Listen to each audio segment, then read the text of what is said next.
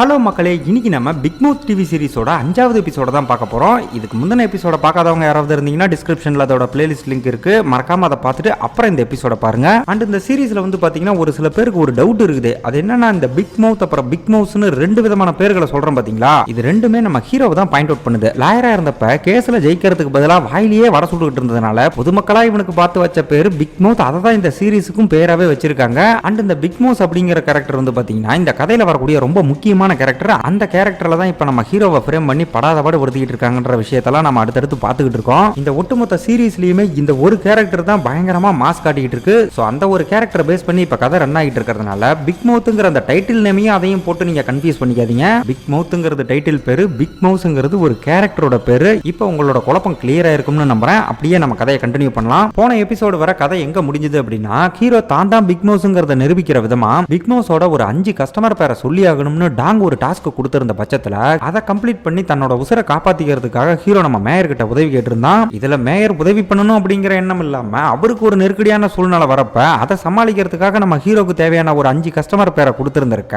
அவர்கிட்ட இருந்தது ஒரு ஃபேக்கான லிஸ்ட்ங்கிற விஷயம்லாம் டாங் மூலமா நமக்கு பின்னாடி தான் தெரிய வந்துச்சு. ஒரே ஷாட்ல நம்ம மேயர் அப்புறம் ஹீரோ ரெண்டு பேரையும் தூக்கிறதுக்காக தான் காங் இப்படி ஒரு சேட்டையை பண்ணி வச்சிருந்திருக்கான். பட் இது தெரியாம ஹீரோ ஒரு பக்கம் ஃபேக்கான லிஸ்ட்டை கையில வச்சுக்கிட்டு அந்த டாஸ்கை கம்ப்ளீட் பண்ண போய்கிட்டு இருக்க, இன்னொரு பக்கம் அவனை அலர்ட் பண்றதுக்காக நம்ம மேயர் அடிச்சு பிடிச்சு வந்துகிட்டு இருக்குன்னு அப்படியே அந்த இடத்துல 4வது எபிசோட முடிச்சிருந்தாங்க. இப்ப கதை வந்து பாத்தீங்கன்னா போன பார்ட்டோட எண்டிங்ல இருந்து தான் ஸ்டார்ட் ஆகுது. 5 கஸ்டமர் பேரை சொல்றதுக்காக நம்ம ஹீரோ இந்த பக்கம் கூட்டிட்டு போறப்ப 5 பேதி மாத்திரம் முழுங்கின கணக்கா மேயர் பதறி அடிச்சுட்டு அந்த இடத்துக்கு வந்துடுறாரு. எப்பாடா நல்ல வேலையா மனுஷன் சரியான நேரத்துக்கு வந்துட்டாருன்னு சந்தோஷப்படுற சமயம் நம்மால் கிட்ட கொஞ்சம் தனியா பேசணும்னு சொல்லும்போது வார்டன் கிட்ட பர்மிஷன் கேட்கணுங்கிற மாதிரி ஜூனியர் வார்டன் சொல்றான். உடனே மேயர் அவனை ஒரு அதட்டி ஒரு நிமிஷம் மட்டும் நான் பேசிக்கிறேன்னு சொல்றப்ப வார்டனே அந்த இடத்துக்கு வந்து அப்படிலாம் அலோவ் பண்ண முடியாதுன்னு சொல்லி ஹீரோவை அவங்க கூட அனுப்பி வைக்கிறான். மேயரும் இப்ப வேற வழி இல்லாம சைலண்டா அவங்க கூட பின்னாடி அந்த அண்டர் கிரவுண்டுக்கு போறப்ப அந்த இடத்துல ஏற்கனவே காங்கும் அந்த 3 அக்யூஸ்டும் இவங்களுக்காக வெயிட் பண்ணிட்டு இருக்காங்க. இதுக்கு முன்ன காங் இந்த சம்பவத்துக்கு வரலையான்னு கேட்கும்போது இதெல்லாம் இன்ட்ரெஸ்ட் இல்லைன்னு சொல்ல மேயர் இப்ப பதறி அடிச்சுட்டு வந்திருக்கோம். நாம ஃபேக்கா ரெடி பண்ண லிஸ்ட்ல இருக்கிற பேரை தான் ஹீரோ சொல்ல போறான்னு புரிஞ்சுக்கிட்டு காங் ரொம்ப சந்தோஷப்படுறான். இந்த இடத்துல நம்ம ஹீரோ ரொம்ப கூலா உட்காந்துருக்க,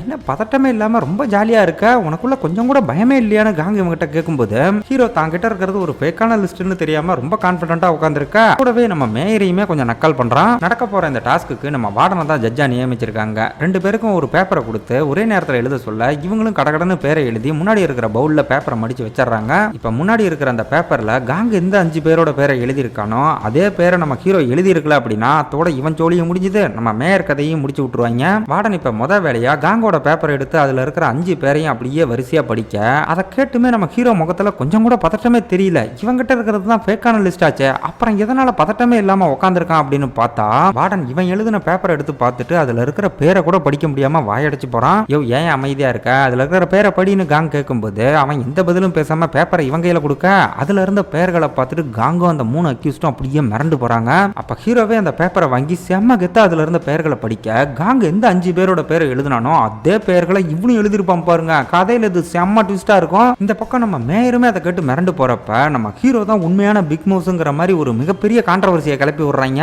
இப்ப இந்த பக்கம் நடந்த பந்தயத்துல ஜெயிச்சது நம்ம ஹீரோ தான் ஜூனியர் வார்டன் ஓப்பன் அனௌன்ஸ் பண்ண அந்த பக்கம் நம்ம ஹீரோ மேல பெட் கட்டின எல்லா கைதிகளும் பயங்கரமா இதை செலிப்ரேட் பண்றாங்க. கொடுத்தபடி சரியான 5 கஸ்டமர் பேரை சொல்லி தான் தான் உண்மையான பிக் மவுஸ்ங்கிறத நம்ம ஹீரோ நிரூபிச்சிட்டான். இது நம்ம மேயர் அப்புறம் அந்த 3 அக்யூஸ்டுங்களுக்கு கொஞ்சம் குழப்பமான விஷயமாவே இருந்தாலும் காங் இதை ரொம்ப சாதாரணமா தான் எடுத்துக்கிறான். இதை வச்சு நம்ம ஹீரோவையும் மேயரையும் காலி பண்றது இவனோட பிளானா தான் இருந்துச்சு. ஆனா அதை விட முக்கியமான ஒரு விஷயம் என்ன அப்படின்னு பாத்தீங்கன்னா, அந்த 100 பில்லியனை மீட் எடுக்கணும்ல, அதுக்கு இப்ப சாதகமான சூழ்நிலை அமைஞ்சதுனால அதை திருப்பி கொடுன்னு நம்ம ஹீரோவை பார்த்து கேட்க அந்த பணம் என்கிட்ட தான் இருக்குன்றதுக்கு ஆதாரம் இருக்கான்னு கேட்கும்போது காங் அந்த 100 பில்லியனை இன்வெஸ்ட் பண்ணப்ப பிக் மவுஸ் சார்பா யாரோ பீட்டருங்கிற ஒருத்தன் தான் அந்த ஃபண்ட்ஸ் மொத்தத்தையும் மேனேஜ் பண்ணியிருக்கான். சோ பணம் உங்ககிட்ட தான் இருக்குன்றதுக்கு அந்த பீட்டர் தான் ஆதாரம்னு சொல்ல, அப்படின்னா அந்த பீட்டரை தூக்கிட்டு வந்து நீ சொல்றதெல்லாம் உண்மைங்கிறத நிரூபிச்சு காட்டுன்னு ஹீரோ கொஞ்சம் தெனவட்டா சொல்லும் போது ப்ராசிக்யூட்டர் இருந்து நம்ம வார்டனுக்கு ஒரு ஃபோன் கால் வருது. போன்ல பேசின அந்த ப்ராசிக்யூட்டர் நம்ம ஹீரோவை விசாரணை பண்ணணும்னு சொல்லியிருக்க. என்னடா நடந்திருக்குன்னு பார்த்தா காங் இவ்வளவு நேரம் பேசிக்கிட்டு இருந்த அந்த பீட்டரை ஏற்கனவே தூக்கி ப்ராசிக்யூட்டர் கஸ்டடியில தான் வச்சிருக்காங்க. சோ நடக்க போற இன்ட்ராகேஷன்ல ஒட்டுமொத்த பணத்தையும் தூக்குனது நம்ம ஹீரோ தான். அண்ட் இவன் தான் உண்மையான பிக் மவுஸ்ங்கிற உண்மையை அவன் சொல்லிட்டான் அப்படின்னா ஆயுசு முழுக்க நம்ம ஹீரோ ஜெயில தான் கிடக்கணும். அண்ட் அந்த 100 பில்லியன் எங்க இருக்குன்னு கேட்டு அந்த காங் ஒரு பக்கம் படாத பாடுபடுத்த போறான். இப்ப அந்த பக்கம் ப்ராசிக்யூட்டர் அந்த பீட்டரை விசாரணை பண்ணிட்டு இருக்கிறத காட்டும் போது இவனுக்கும் பிக் மவுஸுக்கும் எப்படி தொடர்பு உண்டாச்சு அப்படிங்கிற கதையை நமக்கு முழுசா சொல்ல ஆரம்பிக்கிறாங்க. ஒரு 5 வருஷத்துக்கு முன்னாடி இவன் ஸ்டாக் புரோக்கரா இருந்தப்ப பணத்தை மோசடி பண்ணிட்டதா இவன் மேல கேஸை போட்டு ஆள் ஊற விட்டே ஓடி வந்து அடுத்து ஆல்மோஸ்ட் தற்கொலை பண்ணிக்கலாம்னு போனப்ப அந்த சமயத்துல தான் பிக் மவுஸ் கிட்ட இருந்து ஒரு போன் கால் வந்து இவன் உசுரை காப்பாத்திருக்கு. இதுக்கு அதுக்கடுத்து பின்னாடியே ஒரு 3 கம்பெனியோட பேரை போட்டு அதோட ஸ்டாக் வேல்யூலாம் இன்க்ரீஸ் ஆக போறதா ஒரு லெட்டருமே வந்திருக்கா. சாவையே நேருக்கு நேரா பார்க்க துணிஞ்சவன் கடைசியா ஒரு முறை முயற்சி பண்ணி பார்க்கலாம்னு கையில இருந்த பணத்தெல்லாம் போட்டு அந்த 3 கம்பெனியில இருக்கிற ஷேர்ஸ் எல்லாம் வாங்குறான். அப்படி இவன் ஷேர்ஸை வாங்கின அடுத்த நாளே மட்டன்னு ஒரு 500 மில்லியன் சம்பாதிச்சிரா.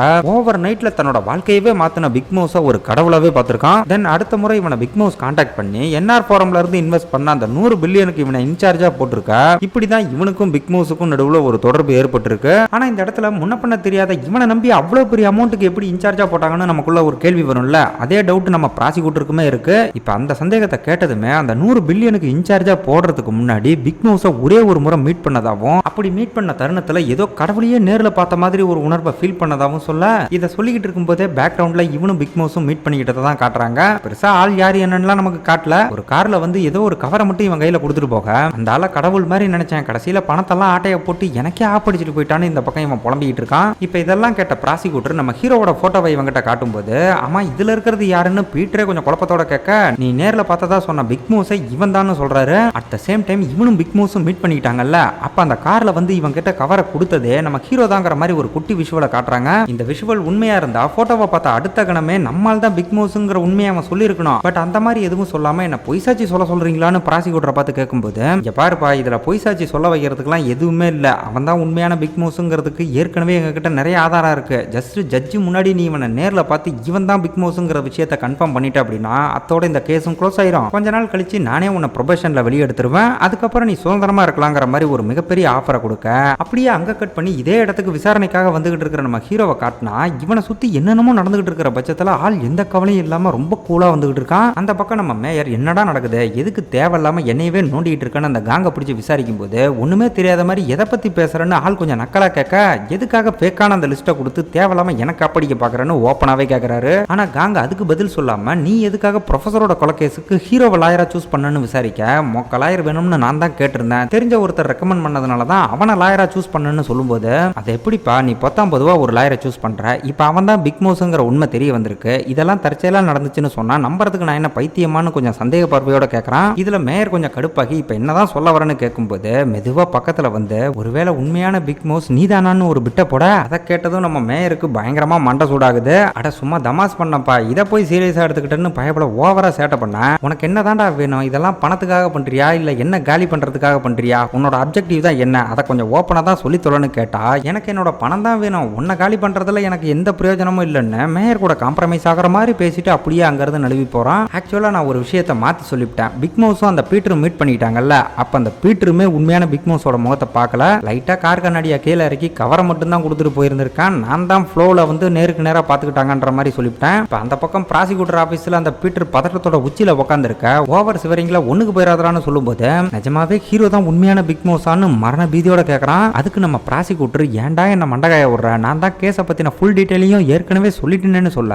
ஐயா உங்களுக்கு பிக் மவுஸோட ஆர்கனைசேஷனை பத்தி எதுவுமே தெரியாது, அதுல இருக்கிறவங்கள நினைச்சாலே எனக்கு வைத்தால போயிரும் போலன்னு பதறும்போது, எதுக்கு இப்ப நீ தேவையில்லாம பயப்படுற, கொரியாலேயே மோஸ்ட் பவர்ஃபுல் ஆர்கனைசேஷன்னா அது எங்க ப்ராசிக்யூஷன் மட்டும்தான், சோ எதை பத்தியும் யோசிக்காம நான் சொல்றதை மட்டும் கேளுன்னு ப்ராசிக்யூட்டர் பஞ்சு டைலாக்லாம் பேசுறாரு. காங்க என்னதான் மேயர் கிட்ட அந்த ஆளுக்கு ஸ்கெட்ச் போடலன்னு சொன்னாலுமே ஃபேக்கா ஒரு லிஸ்ட்டை ரெடி பண்ணி அதை ப்ராசிக்யூட்டர் மூலமா அந்த ஆளுகைக்கு கொண்டு போனது, அதுக்கப்புறம் இவன் கொடுத்த லிஸ்ட்ல இருக்கிற பேரை சொல்லணுங்கிறதுக்காகவே ஹீரோக்கு அந்த டாஸ்கா கொடுத்ததுன்னு எல்லாமே மேயருக்கு போட்ட ஸ்கெட்ச் தானே தவிர மற்றபடி ஹீரோ பிக் மவுஸா இல்லையான்னு தெரிஞ்சுக்கிறதுல அவனுக்கு பெருசா ஆர்வம் இருக்கிற மாதிரி தெரியல. இப்ப மேயர் அந்த ஸ்கெட்ச்ல இருந்து மிஸ் ஆனதுனால அடுத்து அந்த பீட்டரை வச்சு நம்மளுக்கு ஒரு ஸ்கெட்சை போட்டிருக்கேன். பிக் மவுஸோட நேரடி தொடர்பு கொண்ட ஒரே ஒரு ஆள் அந்த பீட்டர் அப்படிங்கிறதுனால அவன் நம்ம ஹீரோவை பார்த்து இவன் தான் உண்மையான பிக் மவுஸ்னு சொல்லிட்டான். அதுக்கப்புறம் நம்ம ஹீரோவால சட்டத்துக்கிட்ட இருந்து தப்பிக்கவே முடியாது. ஆப்வியஸா அந்த காங் என்ன சொல்றானோ அதைத்தான் இவன் கேட்டாகணும் அப்படிங்கிறதுனால என்ன நடக்க போகுதுங்கிறத வேடிக்கை பார்க்கறதுக்காக மேயரோட சேர்ந்து அவன் ஒரு பக்கம் அந்த விசாரணை ரூமுக்கு வெளியே இருந்து வெயிட் பண்ணிக்கிட்டு இருக்கா. காங்கோட இந்த பிளானை பார்க்கும்போது இதுவும் நமக்கு போட்ட ஸ்கெட்சானு மேயருக்கே ஒரு டவுட் வருது. ஃபைனலா இப்ப நம்ம ஹீரோ அந்த இடத்துக்கு வந்ததும், என்னப்பா ஜெயில் முழுக்க நீ தான் பிக் மவுஸ்னு பேசிக்கிறாங்க, இதெல்லாம் உண்மையான ப்ராசிக்யூட்டர் விசாரிக்கும் போது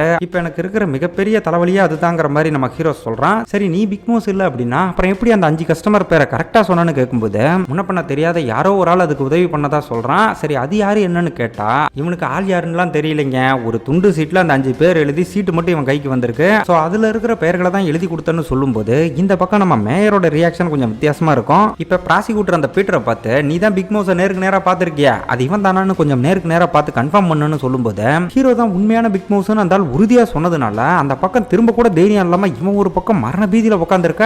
அந்நேரம் இவன் வாட்சில் திடீர்னு ஏதோ அலாரம் அடிக்குது. என்னடான்னு பார்த்தா இவன் சுகர் பேஷண்ட் போலங்க. ஆள் அந்த அலாரம் அடிச்ச அடுத்த கடமே பாக்கெட்ல இருந்து ஒரு இன்சுலின் கிட் எடுத்து தனக்கு தானே ஒரு ஊசியை போட்டுக்க.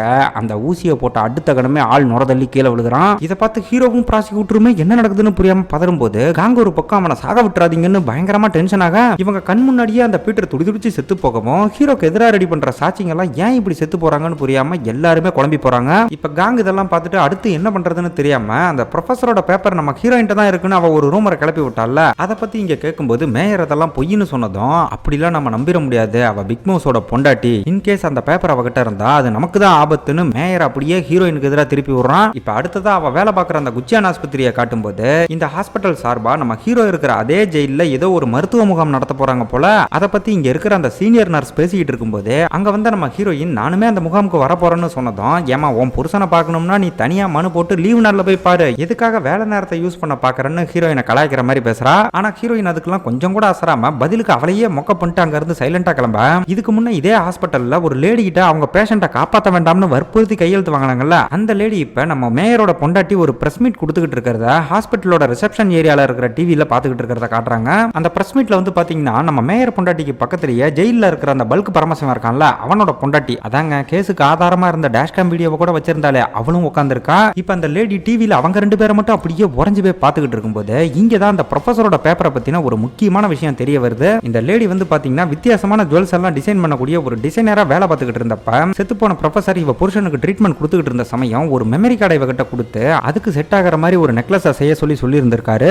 அப்படி இவ செஞ்சு கொடுத்த நெக்லஸ் இப்ப அந்த பல்க் பரமசிவத்தோட பொண்டாட்டி இருக்கால அவளோட கழுத்துல தொங்கிட்டு இருக்கேன். அது இவளுக்கு ரொம்பவே ஷாக்கா இருக்கும். அப்ப அங்க வந்து நம்ம ஹீரோயின் நடக்கிற அந்த பிரஸ் மீட்டை பத்தி ஏதோ கேஷுவலா இவகிட்ட பேச்சு கொடுக்கும் போது அவ எதுவுமே பேசாம விருட்டுன்னு அங்க இருந்து கிளம்பிடா. இப்ப என்ன சொல்லிட்டேன்னு இந்த அம்மா இப்படி முறுக்கிட்டு போகுதுன்னு இவ ஒரு பக்கம் குழப்பத்துல இருக்கா. ஆனா இவ தேடிக்கிட்டு இருக்கிற அந்த ப்ரொஃபஸரோட பேப்பர் அந்த லேடி செஞ்சு கொடுத்த லாக்கெட்டுக்குள்ள அதுவும் அந்த பல்க் பரமசிவத்தோட பொண்டாட்டி கழுத்துல தான் இருக்குன்ற ரகசியம் தெரிஞ்ச ஒரே நபர் தான் இப்ப இவளை கிராஸ் பண்ணி போகுதுன்ற விஷயம் நம்ம ஹீரோயினுக்கு இப்ப வர புலப்படல. இப்ப இவ அங்க இருந்து கிளம்புற சமயம் வில்லங்க முடிச்ச காங் இவளுக்கு போன் பண்ணி ஒரு முக்கியமான விஷயமா உங்களை உடனே பார்க்கணுங்கிற மாதிரி சொல்ல இவளும் சரின்னு அவன் சொன்ன இடத்துக்கு போனா அந்த இடத்துல இவ கூட தனியா பேசணுங்கிறதுக்காக ஒரு ரெஸ்டாரண்டையே புக் பண்ணி வச்சிருக்கான். ஆனா அங்கேயும் இந்த காங்குக்கே தெரியாம ஒரு பக்கை செட் பண்ணி அந்த பக்கம் நம்ம மேயர் இவங்க ரெண்டு பேரும் பேசுறத ஒட்டு கேட்டுக்கிட்டு இருக்க. ஏமா அந்த ப்ரொஃபஸரோட பேப்பர்லாம் உங்ககிட்ட தான் இருக்காம பேசாம அதை என்கிட்ட கொடுத்துரு, எவ்வளவு பணம் வேணாலும் தரேன்னு காங்க இவகிட்ட சொல்லும்போது இவகிட்ட அந்த பேப்பர்ஸ் எதுவுமே இல்லங்கிறது தான் உண்மை. ஆனா அதை இவங்கிட்ட காட்டிக்காம அந்த ப்ரொஃபஸரை கொன்னது யாருங்கிற உண்மையை வெளியே கொண்டு வந்தா மட்டும்தான் என்னால என் புருஷனை காப்பாற்ற முடியும்னு சொல்லி இந்த ஆஃபரை ஏத்துக்க முடியாதுன்னு சொன்னதும், ஏமா உன் புருஷன் தான் பிக் மவுஸ்ங்கிற உண்மை உனக்கு தெரியாதா? அவன் நான் கேட்டபடி 5 கிளைண்டோட பேரை சரியா சொல்லிட்டான், அதெல்லாம் பிக் மவுஸுக்கு மட்டுமே தெரிஞ்ச பெயர்கள்னு ஹீரோயினை அப்படியே நம்மளுக்கு எதிராக திருப்பி விட பாக்குறான். ஆனா முறை இவ ஜெயிலுக்கு போய் நம்ம ஹீரோவை மீட் பண்ணும்போது ப்ரொஃபஸரோட கொலைகேஸ்ல தீர்ப்பு வர வரைக்கும் தான் உயிரோட இருக்கணும் அப்படின்னா இந்த பிக் மவுஸ்ங்கிற அடையாளம் தனக்கு தேவைப்படுதுன்னு ஹீரோ எல்லாத்தையும் விளக்கமா சொல்லி இருந்திருக்க. அதை மனசுல வச்சு சின்னதா ஒரு சிரிப்பு சிரிச்சுக்கிட்டே இதை சொல்றதுக்கு தான் ஒரு ரெஸ்டாரண்ட்டையே புக் பண்ணி இவ்வளவு பில்டப் கொடுத்தியான்னு காங்கையே அசால்ட்டா நக்கல் பண்ணிட்டு அங்க இருந்து கிளம்ப போவா. அப்ப காங்கு கிட்ட நீ இன்னும் அந்த ப்ரொஃபஸரோட பேப்பரை முழுசா படிச்சு பார்க்கலன்னு நினைக்கிறேன், இன்கேஸ் அதை படிச்சு பார்த்திருந்தா நீ எவ்வளவு பெரிய ஆபத்துல இருக்கன்ற விஷயம் இந்நேரம் உனக்கு புரிஞ்சிருக்கும்னு லைட்டா மிரட்டி பார்க்கும்போது கொஞ்சம் கூட அசராம யாரை பார்த்து ஆபத்துல இருக்குன்னு சொன்னேன், நான் பிக் மவுஸோட பொண்டாட்டிங்கிறத மறந்துடாதன்னு செம்ம கத்தா சொல்லிட்டு அவ பாட்டுக்கு அங்க இருந்து கிளம்ப. என்ன இவ எதுக்குமே அசர மாட்டேங்கிறான்னு காங்கு இந்த பக்கம் பயங்கரமா மண்டை காஞ்சி போறான். இப்ப அந்த பக்கம் நம்ம மேயர் இவங்க பேசின எல்லாத்தையும் தெளிவா ஒட்டு கேட்டு இருந்திருக்க. இவர் கொடுத்தது ஒரு போலியான கஸ்டமர் லிஸ்ட்னு தெரியாம ஹீரோயின் இந்த ஆளுக்கே போன் பண்ணி நான் இப்பதான் காங்க பாத்துட்டு வரேன், என் புருஷன் தான் உண்மையான பிக் மவுஸ்னு அவன் முழுசா நம்பிட்டான், நீங்க மட்டும் சரியான நேரத்துல அந்த 5 கஸ்டமர் லிஸ்ட்டை கொடுக்கல அப்படின்னா இந்நேரம் என் புருஷனை காப்பாத்திருக்க முடியாதுன்னு உண்மை தெரியாம ரொம்ப அப்பாவித்தனமா இந்த ஆளுக்கு நன்றிலாம் சொல்லிட்டு இருக்கா. ஆனா மேயர் இதுக்கு எந்த ரியாக்ஷனும் கொடுக்காம அப்புறம் பேசுறான்னு சொல்லிட்டு காலை கட் பண்ணிடுற. அப்படியே அங்க கட் பண்ணி நம்ம தகப்பனையும் வக்கீல் ஃப்ரெண்டையும் தான் காட்டுறாங்க. இங்க இவங்க ரெண்டு பேரும் செத்து போன அந்த ப்ரொஃபஸரோட போன் ரெக்கார்ட்ஸ் எல்லாம் செக் பண்ணி பாக்குறப்ப எல்லாமே வேலை சம்பந்தப்பட்ட கால்ஸா இருக்கவும் பெருசா எந்த குழுவுமே கிடைக்கல. சரி வெளிநாட்டுல இருக்கிற அவரோட பொண்டாட்டி எப்ப திரும்ப கொரியாக்கு வருவாங்க, அவங்க மூலமா ஏதாவது தகவல் கிடைக்கும்னு பார்த்தா அந்த ஆள் செத்து போறதுக்கு முன்னாடியே அந்த அம்மா பிரிஞ்சு போய் அமெரிக்கால செட்டில் ஆனதுனால அவங்க திரும்ப வரதுக்கு வாய்ப்பே இல்லைன்னு சொன்னதும் ப்ரொஃபஸருக்கு பொழுதுபோக்கா இந்த ஃபிஷிங் பண்ற பழக்கம்லாம் இருக்கும். ஸோ அந்த விஷயத்த சொல்லி அது சம்பந்தப்பட்ட கிளப்ல ஏதாவது மெம்பரா இருக்காரான்னு கேட்டா அதுக்குமே வாய்ப்பு இல்லை, அந்த ஆள் எப்பவுமே தனியா தான் போவாருங்கிற மாதிரி நம்ம வக்கீல் ஃப்ரெண்டு சொல்றாரு. அப்ப தகப்பனுக்கு ஏதோ ஸ்ட்ரைக் ஆகி அந்த ப்ரொஃபஸர் ஃபிஷிங் போனப்ப எடுத்த சில போட்டோஸ் எல்லாம் காட்டும்போது அதுல இருக்கிறதெல்லாம் செல்ஃபி மாதிரி இல்லாம யாரோ எதிரில இருந்து அவரை போட்டோ எடுத்த மாதிரி இருக்கும். அந்த நபர் யாரா இருக்கும்னு தெரிஞ்சுக்கிறதுக்காக வழக்கமா அவர் ஃபிஷிங் பண்ற இடத்துக்கு போய் அங்க இருந்த ஒரு பெருசுகிட்ட விசாரிக்கிறாங்க. அப்படி இவங்க பண்ண விசாரணையில மோஸ்ட்லி ப்ரொஃபஸர் தனியா தான் வருவாருங்கிற மாதிரி சொல்றாங்க. ஆனா 1-2 முறை யாரோ ஒரு லேடியும் அவர் கூட வந்ததா சொல்லும்போது அது யார் என்னன்னு கொஞ்சம் டீப்பா விசாரிச்சா ப்ரொஃபஸரும் அந்த லேடியும் சீக்கிரட்டா அஃபயர்ல இருந்திருக்காங்கன்ற ஒரு மிகப்பெரிய உண்மை தெரிய வருது. வருது. இப்ப அந்த ஆளோட சின்ன வீடு யாருன்னு பாக்குறதுக்கு முன்னாடி அப்படியே அந்த பக்கம் ஜெயில என்ன நடக்குது அப்படின்னு பார்த்தா 5 கஸ்டமர் பேரை சொல்லணும்னு ஹீரோக்கு கொடுத்த டாஸ்க்ல ஜெயிலுக்குள்ள ஒரு மிகப்பெரிய அளவுல பெட்டிங் நடந்துச்சு பாத்தீங்களா, அதுக்கான செட்டில்மெண்ட் ப்ராசஸ் தான் இப்ப இங்க போய்கிட்டு இருக்கு. நம்ம ரூம் லீடரும் ஜெரியும் யார் யார் எவ்வளவு பெட் கட்டி இருக்காங்களோ அதுக்கேற்ற மாதிரியான கூப்பன்களை இங்க டிஸ்ட்ரிபியூட் பண்ணிட்டு இருக்கேன். சம்பந்தமே இல்லாம அந்த இடத்துக்கு அந்த மொட்டை தாத்தா வந்ததும் கூட்டம் லைட்டா சலசலப்பாகுது. அப்ப மொட்டையே இவங்க கிட்ட ஒன்னும் பிரச்சனை இல்ல, நீங்க உங்க வேலையை பாருன்னு சொன்னதும் இவங்களும் வரிசையில வந்த கைதிகளுக்கு எல்லாம் டிஸ்ட்ரிபியூட் பண்ணி முடிக்கிறாங்க. அப்ப ஃபைனலா ஒரு 50 கார்டு அதுவும் ஒரே ஆள் பேர்ல மிச்சம் இருக்க. யார் இவ்வளவு பெரிய அமௌண்ட் பந்தயம் கட்டி இருப்பாங்க அப்படின்னு பார்த்தா 2-3 முறை அந்த 3 அக்யூஸ்டோட சேர்ந்து நம்ம ஹீரோவையே கொலை பண்ண பார்த்துட்டு இப்ப இந்த டாஸ்க்ல நம்ம ஹீரோ தான் ஜெயிப்பான்னு இந்த மொட்டை தாத்தா தாங்க பெட் கட்டி இருந்திருக்கான். இதை பார்த்து கைதிங்க உள்பட எல்லாருமே செம ஷாக்கில் இருக்க. மொட்டை பல்ல கட்டிக்கிட்டு அவனுக்கான கூப்பனை வாங்கிட்டு அங்கிருந்து கிளம்பினதும் அந்த பக்கம் அந்த 3 அக்யூஸ்டும் நம்ம ஹீரோ கிட்ட ஒரு 300 மில்லியன் பெட் கட்டி இருந்தாங்கல்ல, அந்த பணம் இப்ப பேசினபடி சபைக்கு வந்ததும் தனக்கான கமிஷன் எடுத்துக்கிட்டு வார்டன் மிச்ச பணத்தை நம்ம ஹீரோ கிட்ட கொடுக்குறான். அப்ப நம்மால் இன்னும் ஒரு 50 மில்லியன் அவங்கிட்ட கொடுத்து இனிமே நானும் இந்த ஜெயில பொறுத்தவரை அந்த 3 பேர் மாதிரி ஒரு விஐபி கைதி தான், என்னால எந்த விதமான ஒரு பெரிய தப்பும் நடக்காத வர எனக்கு இந்த ஜெயிலுக்குள்ள எந்த விதமான ரெஸ்ட்ரிக்ஷனுமே இருக்கக்கூடாதுன்னு ஒரு மிகப்பெரிய ஆஃபரை கேட்க, பணத்தை கொடுத்துட்டா இந்த ஜெயிலுக்குள்ள என்ன வேணா பண்ணலாமே, சோ வார்டன் இதுக்கு ஓகே சொல்லி மிச்ச பணத்தை என்ன பண்ண போறேன்னு கேட்கும்போது இன்னும் சில கட்டுகளை கொடுத்து தன்னோட வெற்றியை கொண்டாடுற விதமா ஒட்டுமொத்த ஜெயிலுக்குமே பார்ட்டி கொடுப்பான் பாருங்க. தலைவன் டைனிங் ஹாலுக்குள்ள வரும்போதே எல்லா கைதிகளும் இவனை தலையில தூக்கி வச்சுட்டு கொண்டாடுறாங்க. கதை இப்ப எந்த கட்டத்துல இருக்கு அப்படின்னா ஒட்டுமொத்த ஜெயில் மட்டும் இல்லாம வெளியே இருக்கிற காங்க போற நம்ம மேயருமே இவன் தான் உண்மையான பிக் மவுஸ்னு முழுசா நம்புற அளவுக்கு ஒரு பிம்பம் உருவாகி இருக்கு.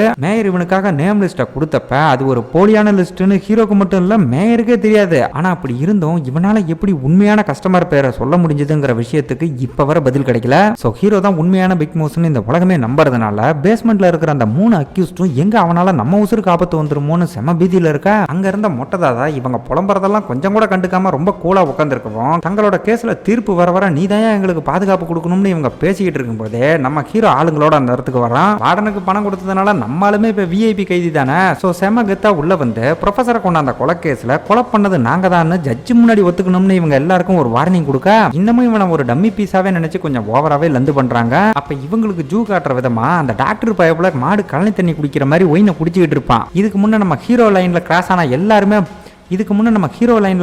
எல்லாருக்குமே விஷம் வச்சு தானே கொண்டு இருக்காங்க. ஸோ அப்படியே அவன் பக்கம் திரும்பி என்னப்பா ஒயின் ரொம்ப டேஸ்டா இருக்கா, பார்த்து ஏதாவது கலந்துருக்க போதுன்னு ஒரு பீதியை கிளப்புவோம் பாருங்க. ஐயோ நமக்கும் விஷம் வச்சுட்டான் போலன்னு பீதியாக்கி குடிச்ச ஒயினெல்லாம் அவன் வாந்தி எடுத்துக்கிட்டு இருக்கும் போதே நம்மால் கெத்து குறையாம அந்த இடத்த விட்டு நைஸா கிளம்புறான். ஆனா இவங்கள மாதிரி பணத்திமிரு பிடிச்சவங்கள வலிக்கு கொண்டு வரணும்னா இதெல்லாம் போதாதுல்ல. ஸோ அதுக்காக இப்ப நம்ம ஹீரோ என்ன பண்றான் அப்படின்னா பேஸ்மெண்ட்ல இருக்கிற எல்லாருக்கும் மயக்க மருந்து கொடுத்து மட்டையாக்கிட்டு கையில கத்தியோட உள்ள வந்து ஏதோ ஒரு விஷயத்த பண்ணிட்டு போற மாதிரி காட்டுறாங்க.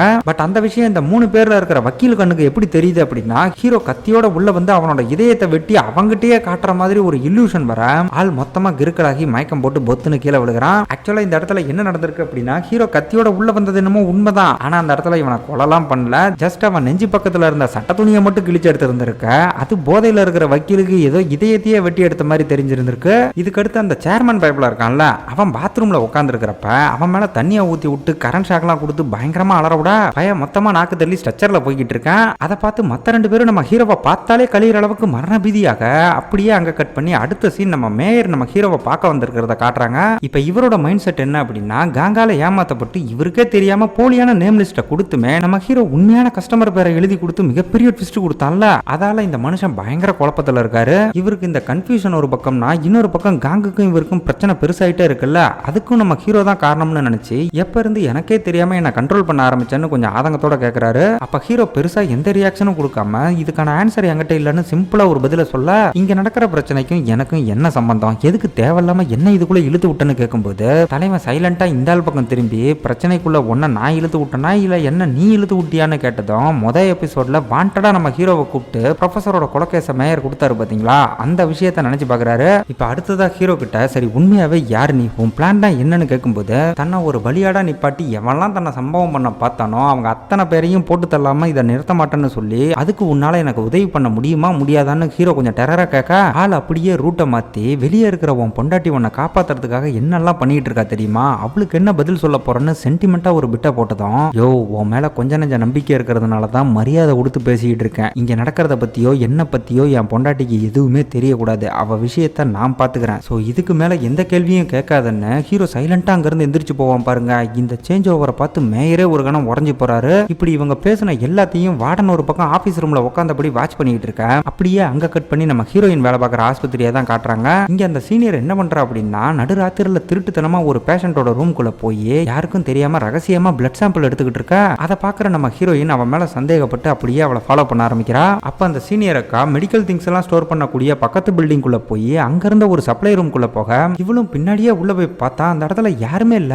என்னடா இது இப்பதானே உள்ள வந்தா, அதுக்குள்ள எங்க போயிருப்பான்னு ஹீரோயின் சுத்தி முத்தி தேடிக்கிட்டு இருக்கும்போது அந்த இடத்துக்கு நம்ம மேயரோட பொண்டாட்டி செக்யூரிட்டியோட உள்ள வந்து கரெக்டா இவளை லாக் பண்ணிடுறா. உடனே நம்ம ஹீரோயின் மெடிக்கல் திங்ஸ் எடுக்க வந்தான்னு சொல்லி ஏதோ சமாளிக்க பாக்குறப்ப திருட்டுத்தனமா உள்ள வந்ததை கேமரால பார்த்துட்டு தான் வந்திருக்கோம்னு சொல்லும்போது அப்படின்னா அந்த சீனியர் அக்காவையும் பார்த்துருக்கணுமே, நான் அவளை ஃபாலோ பண்ணி தான் இங்க வந்தேன். ஆனா இந்த இடத்துக்குள்ள வந்த பிறகு சடனா ஆள் மாயமாயிட்டதா சொன்னதும் பக்கத்துல இருந்த செக்யூரிட்டி இவ மட்டும்தான் உள்ள வந்ததா பச்சையா புழுகுறான். இப்படி இவங்க பேசிக்கிட்டு இருக்கும் போதே அந்த பக்கம் அந்த சீனியர் ஏதோ ஒரு இடத்துக்குள்ள ரகசியமா போயிட்டு வர மாதிரி காட்ட இந்த பக்கம் நம்ம மேயரோட பொண்டாட்டி இன்னொரு முறை இந்த மாதிரி நடந்தா உன்னை வேலையை விட்டு தூக்கிடுவேன்னு ஹீரோயினை வான் பண்ணி அனுப்புறா. அப்ப அவ அங்க இருந்து போனதுக்கு அப்புறம் நீயுமே இந்த இடத்துக்குள்ள வரக்கூடாதுன்னு மேயர் பொண்டாட்டி செக்யூரிட்டி சொல்லிட்டு முன்னாடி இருந்த செவுத்தை குறுகுறுன்னு பார்க்க அந்த இடத்துல ஏதோ ஒரு ரகசிய கதவு இருக்கு. அதுக்குள்ளதான் அந்த சீனியர் அக்கா போயிருக்கான்ற விஷயம் நம்மளால புரிஞ்சுக்க முடியும். இதுக்கடுத்து அந்த பக்கம் ஜெயில என்ன நடக்குது அப்படின்னு பார்த்தா அந்த 3 அக்யூஸ்டும் காங்க வர வச்சு ஏதாவது பண்ணி எங்களை எப்படியாவது பெயில் எடுத்துரு, இங்க இருக்கிற ஒவ்வொரு நிமிஷமும் நரகத்துல இருக்கிற மாதிரி இருக்குன்னு மரண பீதியில புலம்பிட்டு இருக்கா. ஏன்டா பெயில் எடுக்கிறதுக்கு இது என்ன சின்ன கேஸா, அதுக்கெல்லாம் வாய்ப்பே இல்லைன்னு அவன் சொன்னதும் ஐயா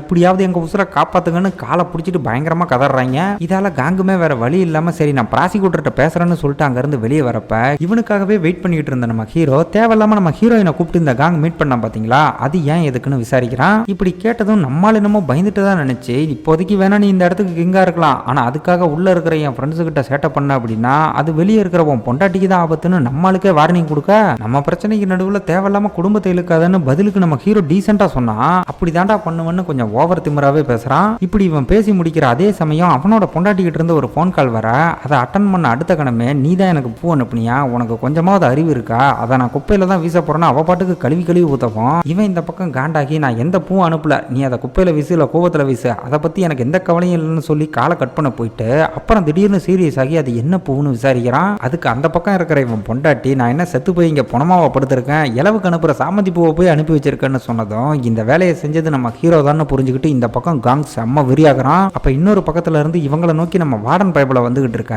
ஹீரோ மெதுவா பக்கத்துல வந்து இன்னொரு முறை என் பொண்டாட்டி கிட்ட ஏதாவது வச்சுக்கிட்டேன்னு வச்சுக்க உன்னை வேற லெவலுக்கு வச்சு செய்வேன்னு சொல்லிட்டு அங்க இருந்து கிளம்புவான் பாருங்க. கொய்யால இந்த சீன்லாம் மரண மாசா இருக்கும். இப்ப இதால செம வெறியாகிற காங் வார்டன் அங்க வந்ததுமே அந்த மொட்டை தாத்தா எங்க இருப்பான், அவன் என்ன கெட்டாலும் தரேன், இந்த பயல துண்டு துண்டா வெட்ட சொல்லுன்னு சொல்ல இவனை கொண்டுட்டா அப்புறம் உங்க 100 பில்லியன் நக்கிட்டு போயிருமே, அந்த பணம் உங்களுக்கு வேண்டாமான்னு இந்த சகனி பயவுல கொஞ்சம் நக்கலா கேட்டதும் ஹீரோவை கொல்ல முடியலங்கிற கடுப்பை இந்த ஆள் கிட்ட காட்டுற விதமா இவனை நங்குன்னு இடிச்சிட்டு போறான். ஆனா வார்டன் இதெல்லாம் கொஞ்சம் கூட சீரியஸா எடுத்துக்காம அவன் டென்ஷனா போறத ரசிச்சு பாத்துக்கிட்டு இருக்க.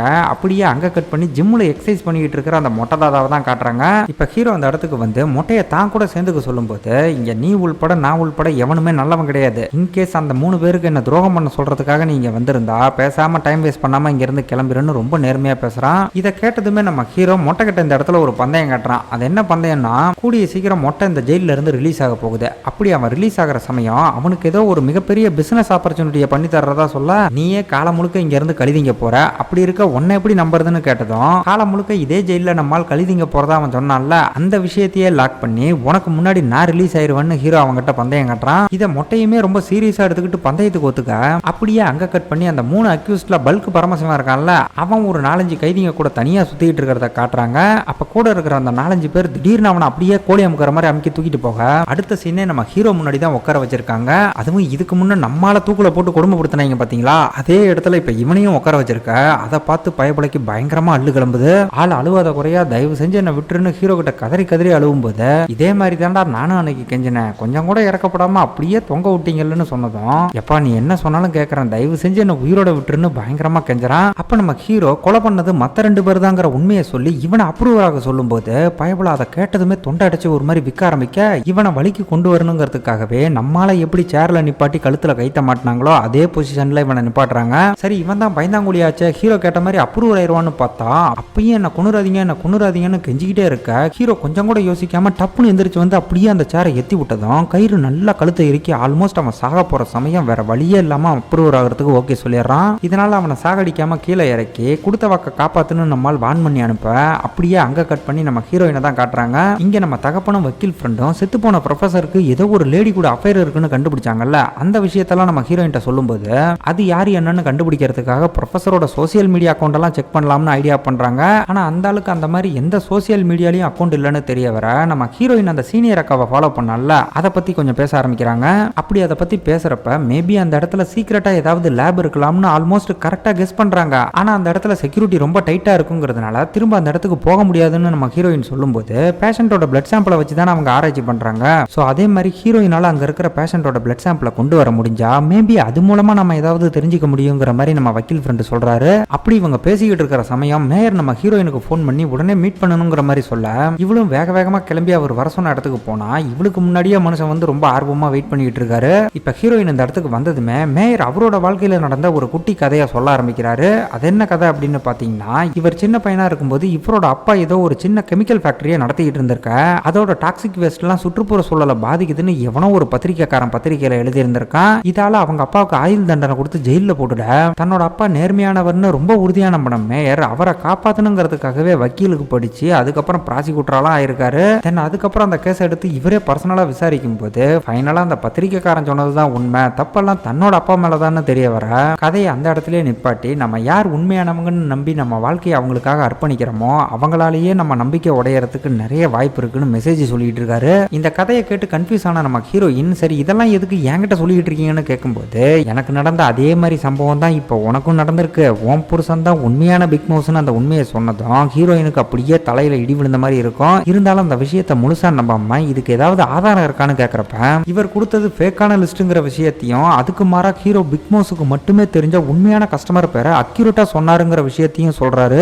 இது போக ஹீரோ தான் பிக் மவுஸ்னு அடையாளம் காட்டுறதா இருந்த அந்த பீட்டருக்கும் அவங்க கையாலேயே விசவூசி போட்டுக்க வச்சு ரொம்ப கொடூரமா கொண்டாங்க பாத்தீங்களா, அந்த விஷயத்தையும் இந்த இடத்துல படுத்தூக்கலா சொல்ல யார் சொன்னாலும் இந்த விஷயத்தை நம்ப மாட்டேன்னு ஹீரோயின் ரொம்ப ஸ்ட்ராங்கா நிக்கிறா. அப்ப நம்ம மேயர் நான் தான் பிக் மவுஸ்னு உன் புருஷனே அவன் வாயால என்கிட்ட சொன்னா அதை உன்கிட்ட சொல்ல வேணாம்னு வேற சொன்னான்னு சொல்லும்போது இதை கேட்டதும் நம்ம ஹீரோயின் பயங்கரமா பிரேக் அவுட் ஆகி எதுவுமே பேசாம சைலண்டா அங்க இருந்து கிளம்புறா. நம்மால் இதை சொல்ல வேண்டாம்னு சொல்லியும் மேயர் இதை வந்து இவ்வளவு ஆக்ரோஷமா பத்த வச்சிருக்கான் அப்படின்னா இந்த ஆள் சைட்ல ஏதோ பெருசா பிளான் பண்ற மாதிரி தெரியுது. இப்ப மேயர் சொன்னதை ஹீரோயின் நம்பினாலா என்னன்னு தெரியல. ஆனா அதுக்குள்ள நம்மால் அந்த பக்கம் என்ன சேட்டை பண்ணி வச்சிருக்கான்னா அந்த 3 அக்யூஸ்டுகள்ட்ட இருந்து ஒரு 300 மில்லியன் ஜெயிச்சான் பாத்தீங்களா, அந்த பணத்தை எடுத்து இவனுக்கு இருந்த அந்த பல மில்லியன் கடனை சிங்கிள் பேமெண்ட்ல செட்டில் பண்ணிருக்கான். இந்த தகவல் இப்ப நம்ம தகப்ப மூலியமா ஹீரோயின் காதுக்கு வர ஏற்கனவே நம்ம மேயர் வேற ஹெவியா கொளுத்தி போட்டு அனுப்பியிருக்காரு. இப்ப இந்த விஷயம் வேற காதுக்கு வந்ததும் இவளுமே ஹீரோ தான் பிக் மவுஸ்னு யோசிக்க ஆரம்பிச்சிடறா. குடும்பத்துல இந்த மாதிரி ஒரு பெரிய குண்டு விழுந்ததுனால ஆரம்பத்துல இருந்து இவங்க 2 பேரும் பழகிருப்பாங்க பாத்தீங்களா, அந்த ஒட்டுமொத்த விஷயத்தையும் நினைச்சு பார்த்து இவங்களோட காதல் கல்யாணம் எல்லாமே நம்ம ஹீரோ போட்ட நாடகமா இருக்குமோன்ற மாதிரி யோசிக்க ஆரம்பிக்க